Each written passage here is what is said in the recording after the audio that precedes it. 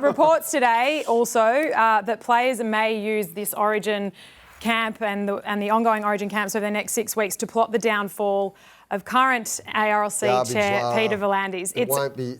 Let's just tell the whole story. If they try and hijack the showpiece, can I just say this story has got 0% chance of getting off the tarmac. It's less than zero. They're not going to use State of Origin to try and run a political campaign agenda to oust the bloke who saved the game last year.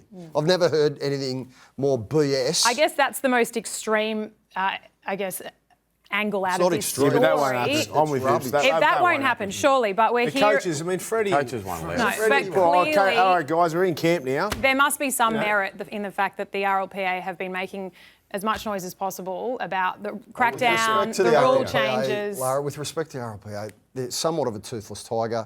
Clint Newton was on the radio today trying to defend their position. I understand elements of it. Just cut through the red tape, talk black and white, speak English. Whatever the issues are, put them on the table, and I'm sure that they'll be able to quickly be resolved. But why haven't they been? I don't know. Why are they having to go through? Why the RLPA or whoever is going through the media at the moment to try and sit in a room with V'landys and sort this out, whatever this issue is? Yeah, look, it's bizarre, Braith, in that we've got anonymous players. No one's on the record at this point, but clearly there are people, and we all work in the game, so you have a lot of conversations. People aren't happy. There's an element and an undercurrent of unrest about this crackdown. Yeah. And as a result of that, stories like this make their way into the papers, and supposedly people are going to challenge PVL's position.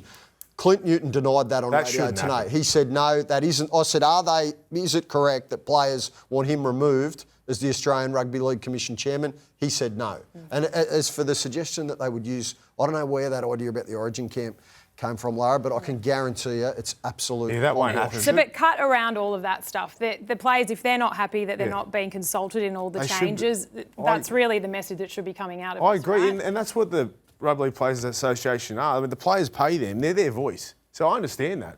And if you look at it at the moment, the players are unhappy with a lot of what's going on in the game. We all know that for the best interest of the game and the future of our game, contact with the head and neck, we need to take action. But not everyone's happy with the way that this is played out. And they should sit in the room with V'landys and sort it out, because it's not only the players that aren't unhappy, it's the fans. And watching those games, I mean, I've tried to be as positive as I can. I watch every game. We call every game in here at Fox.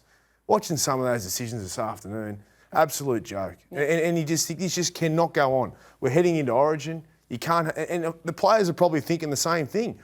They don't want this happening. It can't happen in Origin. You can't officiate the way they've officiated this weekend in Origin. Origin would be ruined. Honestly, if they officiate like they did today, Origin would be ruined. But we've always seen the State of Origin, Braith, and you know because you played it, there's always... change of rules. More latitude. So that's going to happen. There's always more... Well, I don't know, but I'm just saying, you've played it, I've been watching it for 30 this years, year. right? Yeah, but this is a lot.